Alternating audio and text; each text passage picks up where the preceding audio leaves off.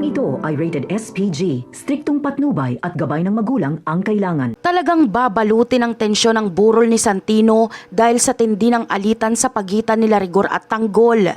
Sa gitna ng pagdadalamhati, pilit na haharangin ni Rigor ang pagpasok nila Tanggol sa pinaglalamayan ni Santino. Ayaw ni Rigor na makalapit man lang sila Tanggol sa kabaong, kaya gagamit siya ng dahas at otoridad para siguraduhin hindi makakatapak sa loob si Tanggol at ang kanyang mga kasama. Ngunit hindi basta-basta magpapaapi si Tanggol dahil determinado siyang masilayan ang kanyang kapatid sa huling pagkakataon. Para kay Tanggol, walang saysay ang anumang banta o harang dahil mas matimbang ang pagmamahal niya kay Santino kaysa sa takot niya kay Rigor.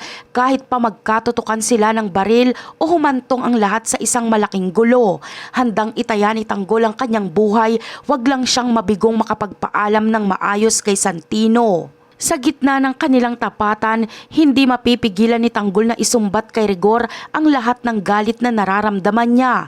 Diretsahan niyang sisisihin si Rigor sa pagkamatay ni Santino dahil alam niyang si Rigor ang punot dulo ng trahedya.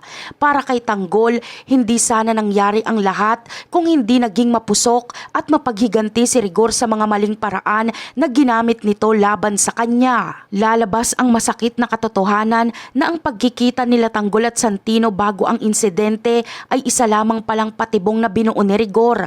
Ang layunin talaga ni Rigor ay tapusin na ang buhay ni Tanggol sa pamamagitan ng isang setup o planadong pag-atake.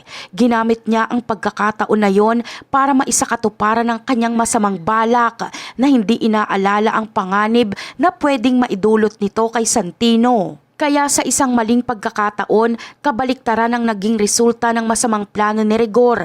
Imbis na si Tanggol ang dumanak ang dugo, si Santino ang hindi inaasahang tinamaan ng bala na dapat sana ay para kay Tanggol.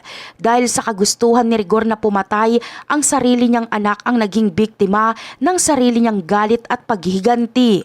Kaya naman, hindi matatanggap ni Tanggol ang nangyari na ito kay Santino. Ibibigay niya ang hustisya na nararapat dito at yan ang aabangan natin. Bye!